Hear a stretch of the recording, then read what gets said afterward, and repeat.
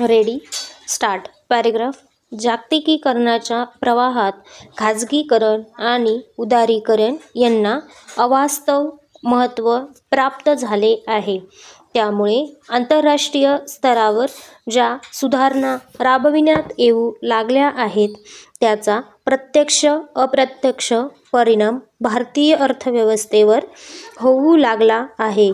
सुधारणांची गती इतकी वेगवान आहे की आपण थांबवू शकलेलो नाही. आपल्याकडील आर्थिक व सामाजिक स्तर सक्षम नसतानाही आपण त्या स्वीकारल्या आणि गेल्या 10 वर्षात जागतिकीकरण हे आपल्याच एकूण अवस्थेचा भाग बनले. आपल्या देशात मूलभूत गरजा आणि पायाभूत सुविधा याकरिता काही बाबतीत मक्तेदारीतील सेवा खुल्या करण्यात आल्या.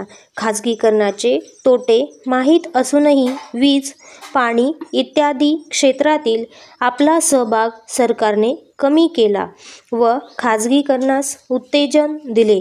महाराष्ट्र राज्य विद्युत मंडळाच्या बाबतीत सर्व स्तरांवरून सुधारणा करण्याचे ठरवून त्यांच्या अंमलबजावणीस सुरुवातही झाली.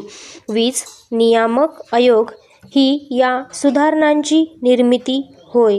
नियामक आयोग ही एक निपक्षपाती यंत्रणा असून स्वतंत्र कायद्यानुसार ती अस्तित्वात आलेली आहे. सरकार आणि विद्युत महामंडळ यांना नुसतेच मार्गदर्शन करण्याचे काम या आयोगाचे नसून दोन्ही व्यवस्थेवर अंकुश ठेवणे व अंमलबजावणीत सहभाग घेणे हेही काम आहे. त्यायोगे नियामक आयोगाने प्रशासनाच्या एकूण व्यवस्थेस शिस्त लावण्याचा प्रामाणिक प्रयत्न केला आहे असे म्हटल्यास वावगे ठरू नये. वीज क्षेत्रात नियामक आयोगाची कार्यप्रणाली महत्त्वाची ठरलेली आहे. पॅरेग्राफ. वीज सुधारणा विधेयक 2003 या बहुचर्चित कायदा मागील सरकारच्या काळात संमत करण्यात आला. त्यावर आतापर्यंत व्यापक चर्चाही करण्यात आलेली आहे. वेगवेगळ्या राज्यातील कमी अधिक प्रमाणातील दाखलेही देण्यात आलेले होते. नियामक आयोग त्यांचे कार्यक्षेत्र आणि व्याप्ती ह्या कायद्यात समाविष्ट करण्यात आलेली आहे. या कायद्याद्वारे विद्युत मंडळाची सेवा आणि ग्राहक या दोन्ही घटकांना महत्त्वपूर्ण स्थान देण्यात आलेले आहे.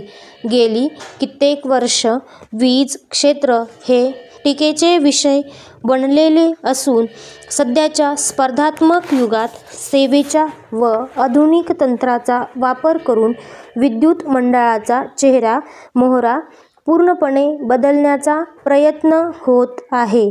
ग्राहकांच्या दृष्टीने ही अत्यंत जमेची बाब होय. पॅरेग्राफ. वीज चोरी, थकबाकी व गळिताचे वाढते प्रमाण ही मंडळासमोरील सध्याची सर्वात मोठी डोकेदुखी ठरलेली आहे. मंडळाने आर्थिक नुकसान प्रामुख्याने ह्याच कारणांमुळे होत आहे. नवीन विधेयकातील तरतुदींनुसार मक्तेदारीही संपुष्टात येण्यास निश्चिती मदत होणार आहे. स्टॉप.